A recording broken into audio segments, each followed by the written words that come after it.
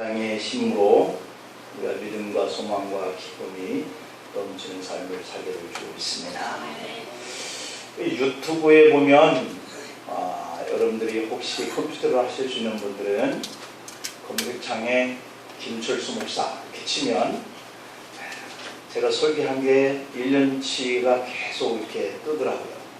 또 지난주에 한번 들어가서 봤는데 제 설계를 제가 이렇게 볼 수 있었어요.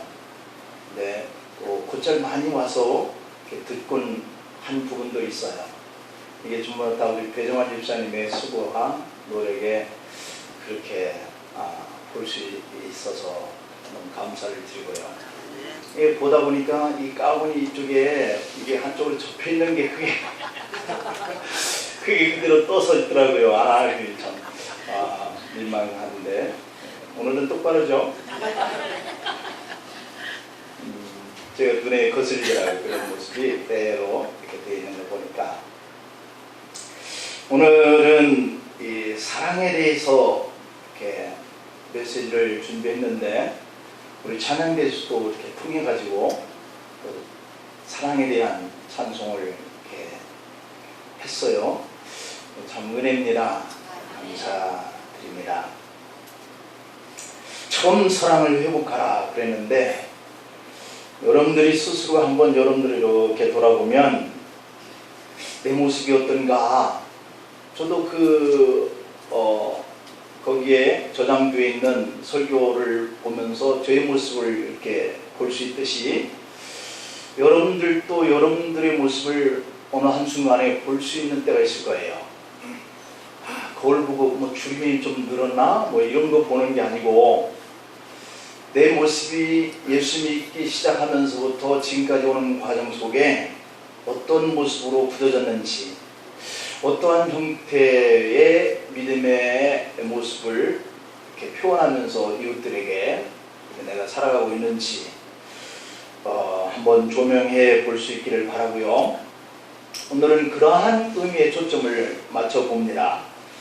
요즘 우리나라 교회 중에 간혹 싸우는 교회들이 있어요. 지나간 일이지만 강북에 있는 한 교회는 담임 목사님이 출장비를 받고서 출장을 가지 않았다 라고 하는 것을 문제를 삼아가지고 그 목사님에게 대단히 어려운 그러한 형편에 직면할 그런 환경이 이렇게 미치게 된 거예요. 그때 목사님은 내가 그때 출장을 갈 준비를 하고 있다가 갑자기 몸이 너무 아파서 갈 수 없게 되었었다라고 해명을 했지만 이 교인들의 분노가 가라앉지 않았고 그래서 목사님은 결국 그 교회를 사임하고 떠났습니다. 그때 하모 집사가 주동이 되어 그 목사님의 재정 비리 의혹을 제기하면서 이것은 횡령이고 이것은 배임이다 라고 하면서 고소를 했다는 거예요. 그러나 법원에서는 형이 없음이라고 하는 판결이 났습니다. 그러나 이미 그 목사님은 그 교회를 떠나게 된 후고 목사님이 떠난 지 2년이 넘었지만 교인들은 계속적으로 세 파로 나눠져서 교회든 15억 원을 누가 썼냐 이걸 교인들끼리 다툼의 안건을 삼아서 교회가 계속 시끄럽게 되는 거예요. 일부 교인들은 담임 목사를 고발한 주동자 하 집사를 추궁을 했고 그를 횡령 혐의로 고소를 한 거죠. 담임 목사 청빙을 두고도 교인들이 서로 대립을 했고 청빙위원회를 만들었지만 하 집사를 비롯한 일부 교인들의 방해로 청빙위원회가 한 번도 제대로 모이지 못했다라고 하는 겁니다. 그러자 교인들은 하 집사가 특정인을 담임 목사로 데려오기 위해서 우리 목사님을 이렇게 어렵게 하고 나가시게 했다라고 하면서 드디어 의심하기 시작한 겁니다. 담임 목사를 내보내기 위해서 한때 뜻을 같이 했던 성도들끼리도 이제는 지독한 싸움판이 되고 말았어요. 주먹다짐이 비일비재했고 부상자가 생기고 경찰이 개입하고 또 경찰이 또 이렇게 용역자들이 있는지 수시로 이렇게 검사를 하고 이런 상태가 된 거예요. 그러자 이걸 이상하게 생각한 일부 교인들이 하집사를 신천지 교인이다 라고 바라보고 주장하면서부터 일이 더 커지기 시작합니다. 방위를 반대하는 측의 두 집사가 신천지 신도인데 위장을 하여서 교회 침투에 문제를 일으키고 교회를 빼앗아 자신들이 원하는 사람을 데려다 놓고 교회를 점령하는 이러한 일이 아니냐 하는 이러한 의혹이 제기되기 시작했어요. 산 옮기기라고 하는 것이 이단 신천지가 정통 교회 침투해서 통째로 교회를 빼앗는 것을 산 옮기기라고 하는 단어를 쓰고 있어요. 이들은 교회가 위치한 서울 강북 지역은 신천지 야고보파가 있는 그런 지역이다 라고 하면서 신천지 야고보 지파 내부에서 최근 교회를 장악했다 하는 그런 이야기들이 들려왔다는 거예요. 그럼 이 강북에 있는 이 교회를 두고 하는 이야기가 신천지에서 벌써 이야기가 진행하고 있다 라고 하는 이야기처럼 들려오기 때문에 이 신천지 탈퇴자들을 상대로 해서 확인 작업에 들어가기 시작한 거예요. 그래서 밝혔는데 이들은 신천지 야고보 지파에서 탈퇴한 몇 사람들 중 여러 사람들이 교회에 신천지가 침투해 들어왔다 라고 하는 이런 분명한 증거를 듣게 되었고 의심이 여지없게 되어지면서 신천지가 교회를 상대로 산 옮기기를 진행하고 있다 이렇게 주장하고 결론을 내렸어요. 신천지 무리들은 분쟁 교회에 많게는 100명 큰 교회를 얘기하는 거죠. 그런 큰 교회에 100명도 들어가 있고 200명도 들어가서 그 교회를 문제를 일으킨다는 것이에요. 이 같은 주장에 대해서 신천지 측은 허위 보도다 라고 하는 것을 빌미해서 이렇게 명예를 훼손당했다. 그래서 법원에 고소를 했다는 거예요. 서울중앙지법 민사합의 14부는 피고들이 그렇게 의심할 만한 상당한 이유가 있다 라고 해서 이 신천지가 고소한 원고를 패소 판결을 내렸다는 거예요. 재판부는 판결문에서 이렇게 기각한 이유를 밝혔는데 피고들이 교회 안에 신천지가 개입했다라고 믿을 만한 이유가 3가지를 들어서 말하고 있는데 신천지가 자기 신도들을 다른 교회로 보내서 신앙생활을 하게 하고 그 교회 신도들을 데려오는 방법을 쓰고 있다. 포교 활동을 하고 있는 이러한 점을 첫 번째 이유로 꼽고 있고 또 하나는 신천지 교육자들이 신천지 신도들을 다른 교회에 출석시켜서 기존 성도들이 서로 멀어지게 하는 방법을 쓰고 교회를 분열시키고 기존의 목회자와 전도사, 신도들이 그 교회를 떠나게 하는 방법을 쓰고 있다. 이런 포교 활동을 이렇게 하라고 교육했다라고 하는 이런 점을 볼 때 이 신천지 탈퇴 신도들이 신천지는 다른 교회를 차지하는 방법으로 그렇게 포교 활동을 한다라고 하는 이런 취지를 진술하고 있는 점을 볼 때 그리고 담임 목사를 떠나게 한 이 하씨 등이 교회 내에 분열의 한 축에 있었고 또 자신들에게 반대하는 성도들은 교회를 출입할 수 없도록 막고 예배를 드리지 못하게 했고 부목사의 설교 등을 방해하고 폭행, 감금하는 이런 강압적인 방법을 사용하는 것을 볼 때 하씨 등이 신천지 신도이고 교회를 탈퇴하려고 시도했다라고 하는 것을 의심할 상당한 이유가 있다라고 하는 것을 들어서 신천지가 고소하는 것을 기각을 하는 그런 판시를 볼 수 있습니다. 여러분 우리가 세우는 교회 중에 어려움을 만난 한 교회의 이런 사건을 제가 말씀을 드렸는데 교회가 이런 일을 겪으면 무엇이 없어질까요? 사랑이 없어진다는 거예요. 사랑이 없어진다. 교회가 문제가 생길 때마다 사랑이 없어진다.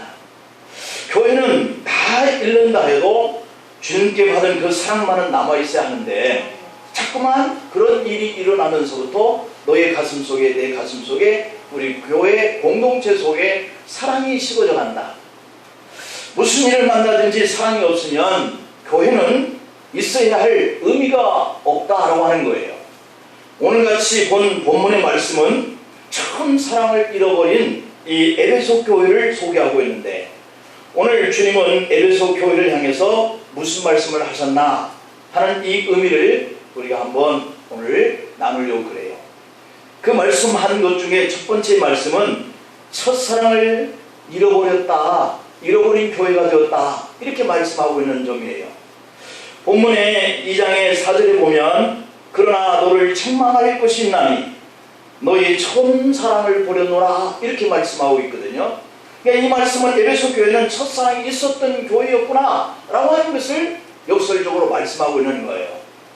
바울은 고린도를 거쳐서 에베소에 도착하여서 에베소 교회를 개척한 거거든요. 사도행전 20장의 31절에 보면은 그러므로 여러분이 일깨어 내가 3년이나 밤낮 쉬지 않고 눈물로 각 사람을 훈계하는 것을 기억하라 라고 하는 것을 볼 때에 에베소 교회는 바울이 3년 동안이나 눈물과 희생으로 교회를 목회했던 그러한 곳이다 하는 것을 알 수 있습니다. 그 뒤를 이어서 아볼로가 목회를 하였고 또 디모데 목회자가 목회를 했던 그런 교회죠. 그래서 그 교회는 이렇게 사랑에 열정이 있었던 그런 목회자들이 담임을 해서 그 교회가 정말 사랑하는 그런 교회였었다라고 하는 겁니다. 바울은 이미 30여 년 전에 에베소 교인들에게 주님의 뜨거운 그런 사랑을 언급하고 이 사랑을 할 수 있는 교회의 성도들이 되었으면 좋겠다라고 하는 것을 권고한 거예요. 사도행전 20장의 17절에 보면 바울이 밀레도에서 사람을 에베소 교회로 보내서 에베소 교회 장로님들을 초청을 합니다. 사도행전 20장 18절에 보면 바울은 그 장로님들이 오실 때에 그들에게 지난 일들 아시아에서 들어온 첫날부터 지금까지 내가 항상 여러분 가운데서 어떻게 행하였는지를 여러분도 아는 바니, 이렇게 말하면서 자기가 어떻게 목회했던 내용을 이렇게 말해요. 곧 모든 겸손과 눈물이며 유대인의 간계로 말미암아 당한 시험을 참고 주를 섬긴 것과 유익한 것은 무엇이든지 공중 앞에서 각 집에서나 거리낌 없이 전하여 가르치고 유대인과 헬라인들에게 하나님께 대한 회개와 주 예수 그리스도께 대한 믿음을 증언한 것이다. 이렇게 자기가 목회를 그렇게 했었던 내용을 초청해서 오신 그 장로들을 향해서 말씀을 드렸어요.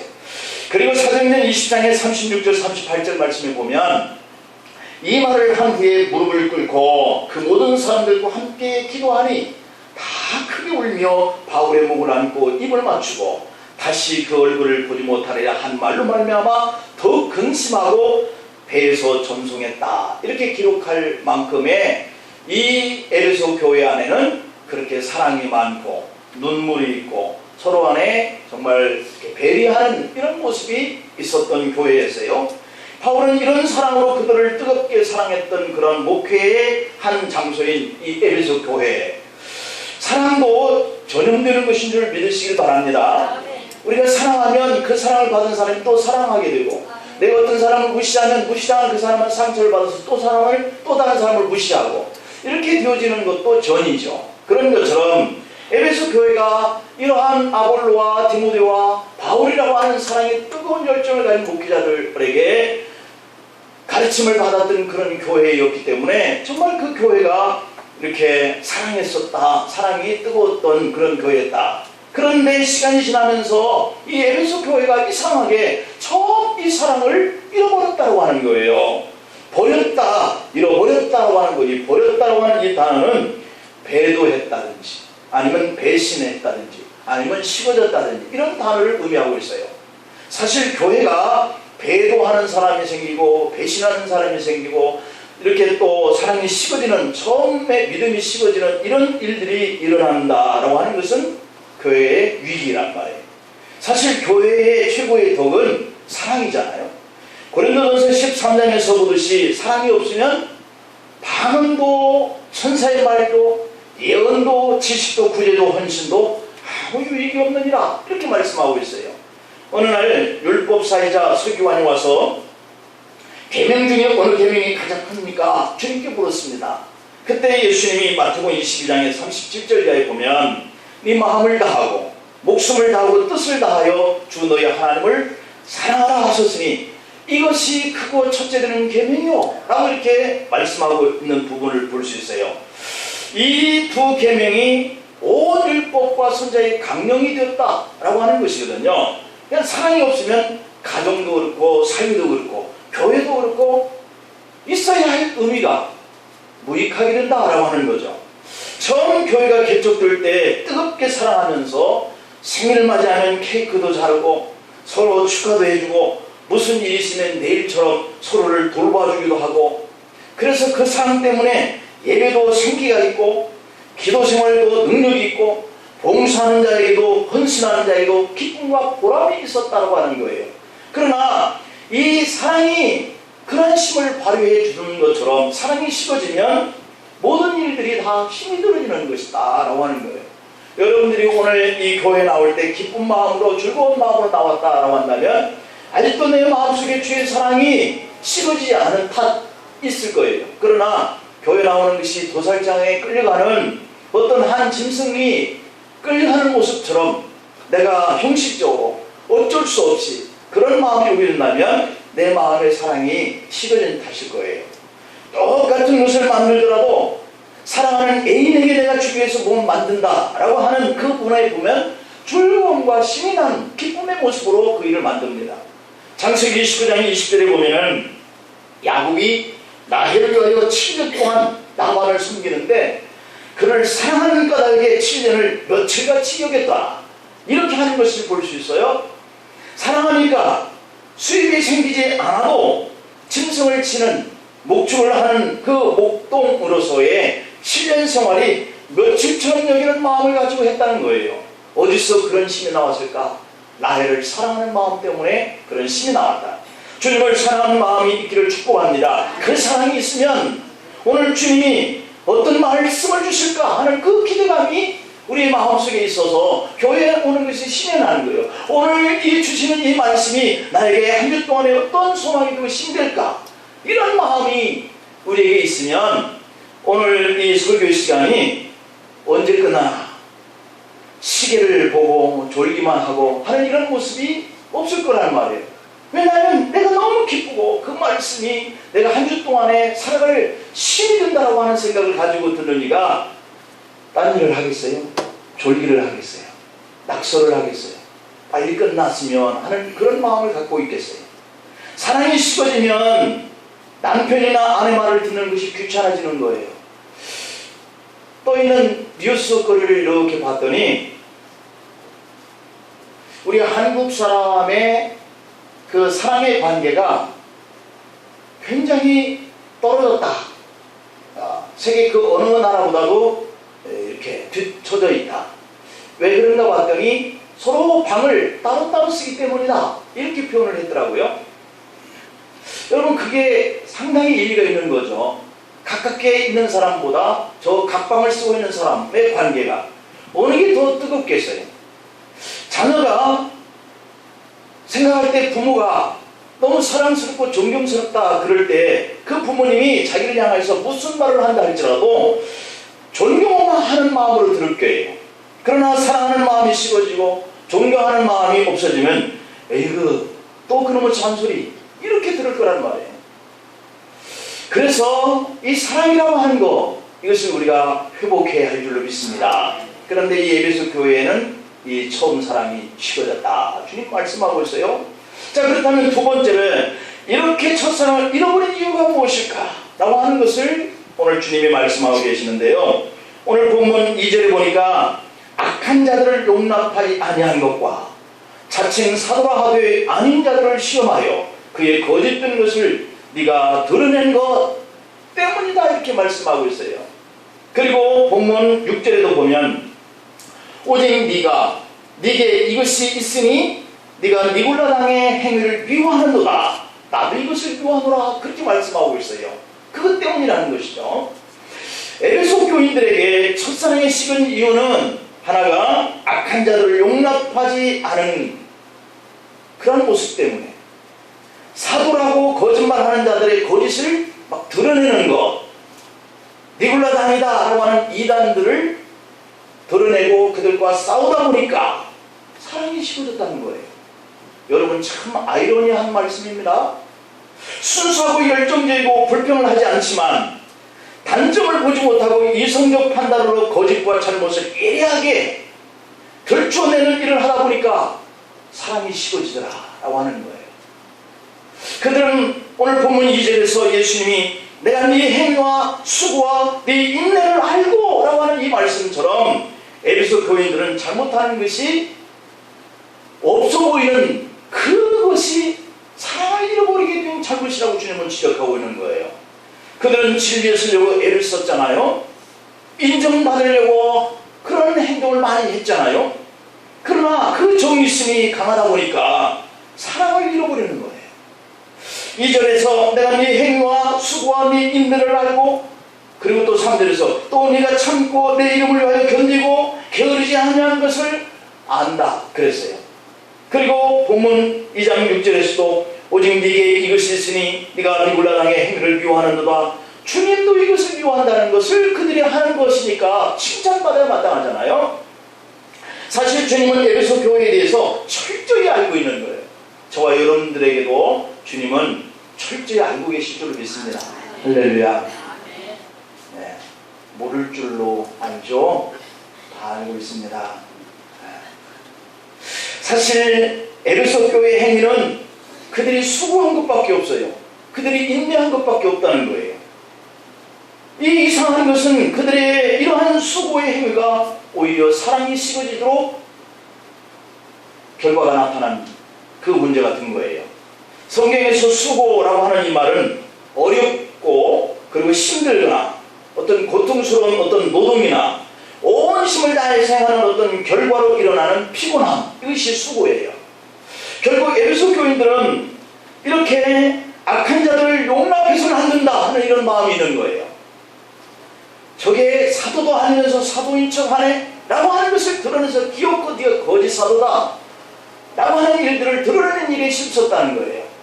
저게 2단이냐 아니냐 3단이냐 저기 신천지냐 하나님의 교회에서 왔냐 이런 것을 가려내는 일에 귀신처럼 잘하는 그런 일에 싸웠던 이런 교회가 에베소 교회라는 거예요.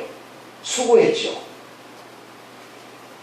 그들이 이렇게 수고하는 일을 하는 가운데 참고 인내는 잘했지만 수고는 했지만 정작 더 규정한 사랑이 이뤄져 버리고 말았다라고 하는 거예요. 에베소 교회는 율법주의, 외식주의, 인본주의와 싸움에서는 인내하고 승리를 했어요. 어떤 어려움과 고난 속에서도 참는 것 하나만큼은 잘했다는 거예요. 그래서 에베소라고 하는 이 말은 욕망과 소망이라고 하는 뜻이 담겨지는 그런 단어거든요. 그러니까 이 도시는 케이스트 강 하구에 위치하고 있어서 상업 중심 도시예요. 그래서 소아시아의 최대 도시로 경제적으로 풍성한 그런 도시였고 민주정치가 발달되었고 운동경제 중심지가 된 그런 도시예요.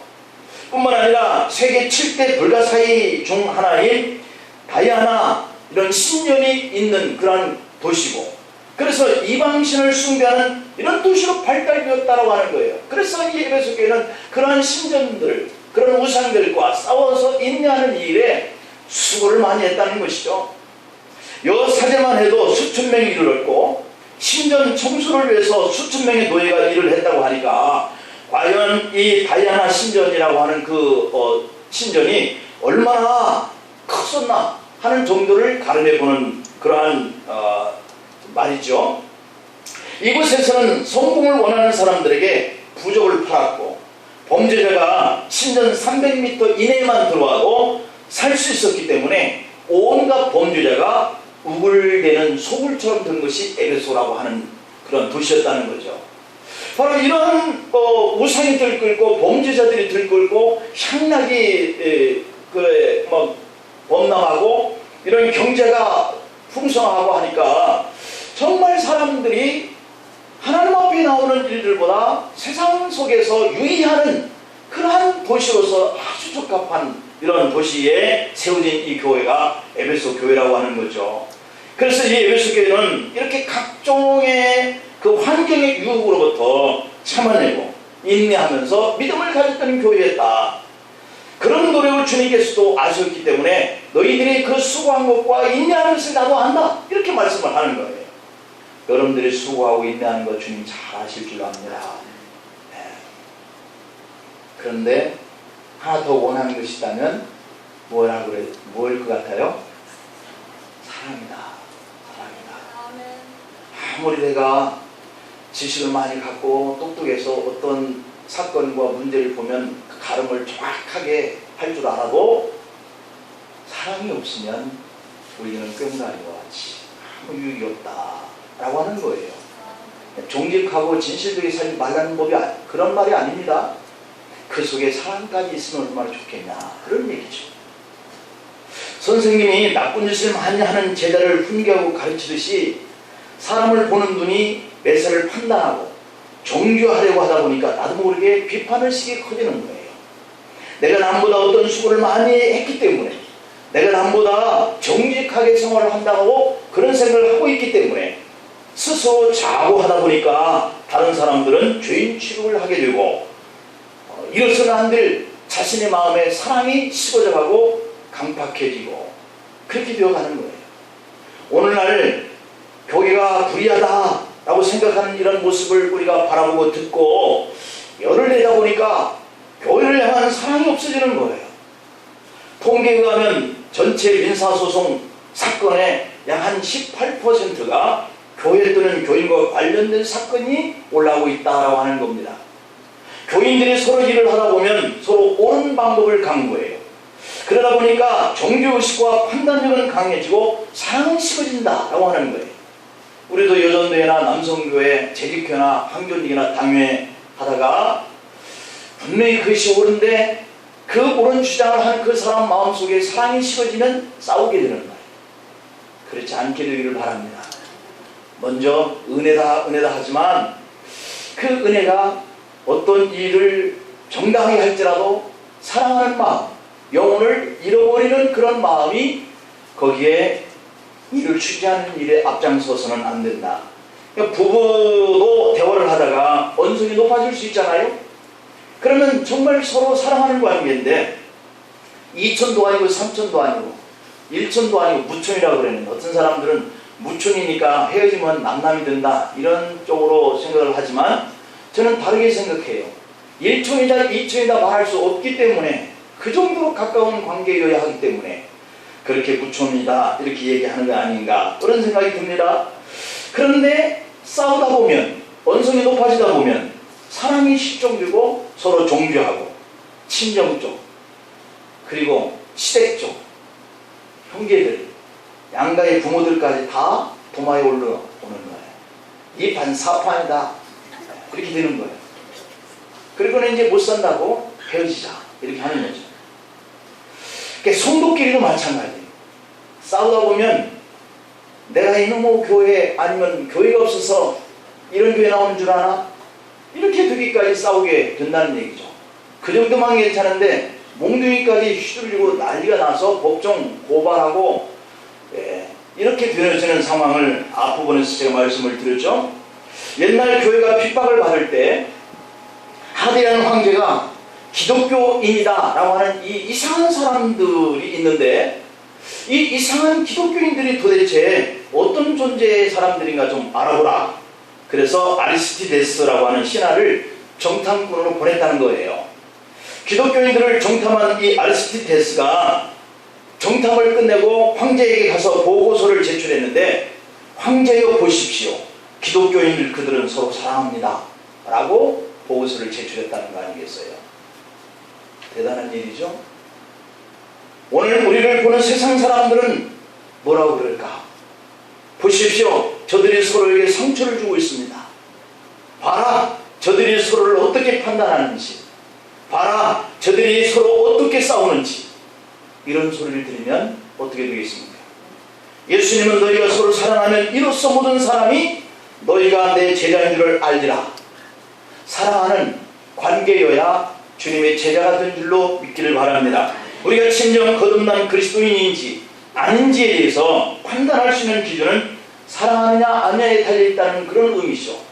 교회는 사랑이 넘지 않은데 교회 와서 서로 상처를 받고 마음이 상하고 신앙을 잃어버리면 안 될 거예요. 많은 사람들을 전도하다 보면 교회를 나갔던 사람들이 많더라고요. 왜 그러느냐 물어봤더니 목사에게 또는 성도들에게 상처를 받았고 교회에 나갈 때 부담이 되어서 안 나가고 한다는 얘기예요.